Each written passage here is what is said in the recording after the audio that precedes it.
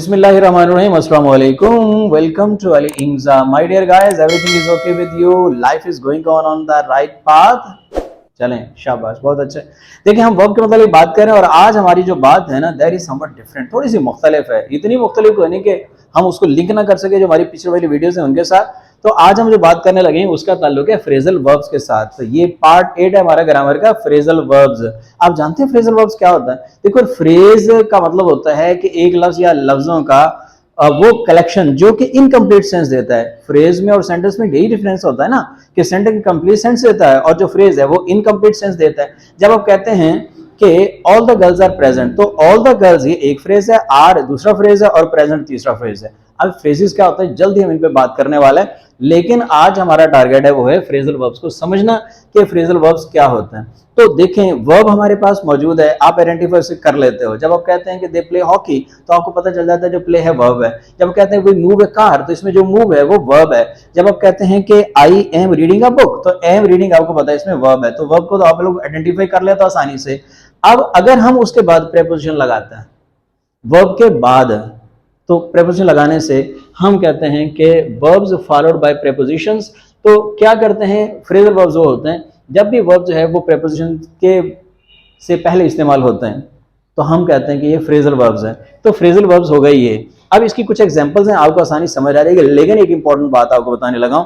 देखो, लैंग्वेज में ना दो तरह से बातें होती है। एक होता है लिटरल मीनिंग, लिटरल का मतलब जो कह रहे हैं उसका मतलब वही है, और एक होता है मेटाफोरिकल मीनिंग, जो कह रहे हो उसके अलावा उसका मतलब होता है।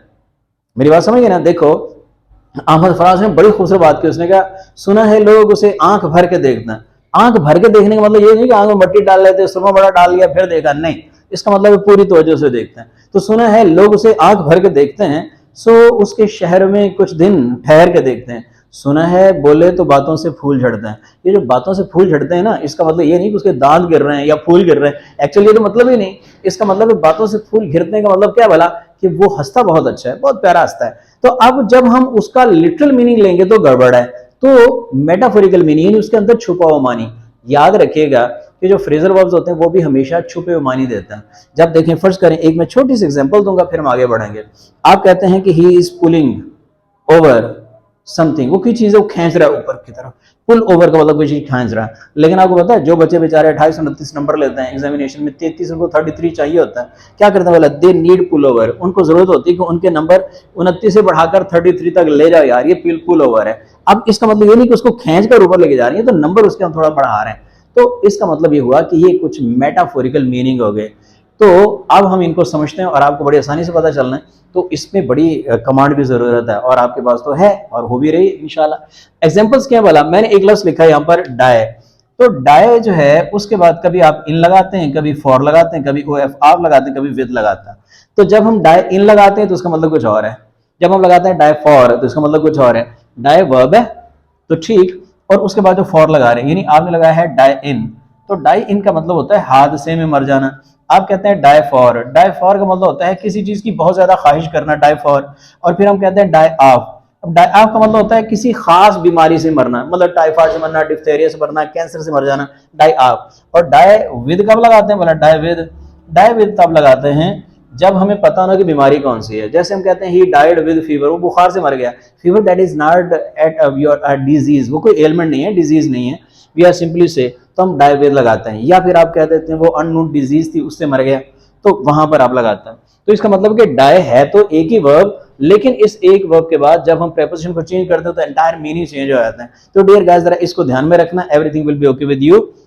अब हम इससे आगे बढ़ते हैं और आगे हमारे पास है लफ्ज है ब्रेक।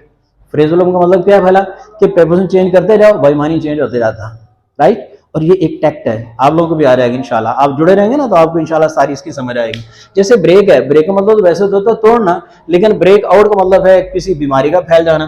ब्रेक डाउन का मतलब गाड़ी का खराब हो जाना, बंदे की सेहत का खराब हो जाना। ब्रेक डाउन, या मेरी सेहत आजकल बड़ी ब्रेक डाउन हो गई है, खराब हो गई। फिर ब्रेक इन ऑन, कोई बात करे बीच में हम अपना जो है ना वो अपनी बात कर देते हैं, तो इसका मतलब हम इंटरफेयर कर रहे हैं। तो ब्रेक इन ऑन का मतलब ये होगा।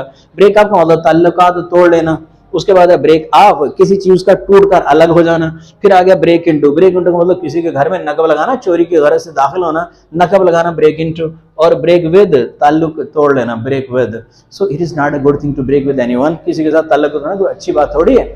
आगे बढ़ते हैं। अब यहाँ पर I have written some examples और you guys you are to tell me that way we are to apply which preposition so that we may be able to understand the exact meaning of the words and the sentence. तो यहाँ पर he died dash in an accident, देखे ना accident आ गया an accident, तो आपको पता चल गया एक तो मैं गलती से बोल भी बैठा हूँ in, तो वही वाला in आपने preposition वहां पे फीड कर दिया, तो he died in an accident, चूंकि हादसे की बात हो रही है तो हमने in लगाना। फिर उसके बाद है the old man died with, अब देखिए यहाँ पर died इस्तेमाल हो रहा है और कैंसर से मरा है, कैंसर एक खास बीमारी है, तो die आप इस्तेमाल करोगे, तो the old man died of cancer, आव, और मैंने आपको बताया ना इसको आप बोलना है, आप फे नहीं बोलनी, वाव की साउंड बोलनी चाहिए, सिंगल एफ है, आव। I can not break in और आउट और विद इन एनी कंडीशन, अब यहां पर ब्रेक, यहां पर यू हमें मेंशन करना चाहिए था, तो अब क्या हो गया कि I can not break in या आउट या विद यू, मैं आपके साथ किसी भी हालात में अपने ताल्लुक नहीं तोड़ सकता, तो इसका मतलब है आपको पता चल गया कि विद हमें अप्लाई करना। फिर है the young lady is dying, नौजवान खातून है और वो क्या करे, मरे जा रही है, किसके लिए भला, शॉपिंग के लिए। अब आप सोचेंगे शॉपिंग के लिए मरी जा रही है, इसका मतलब फिजिकली नहीं मर रही, उसकी डेथ फिजिकली नहीं हो रही, बल्कि उसकी बहुत ज्यादा लगन है, डिजायर है, बल्कि क्रेविंग है, तो फिर फॉर लगाओ ना, और क्या करना है हमने।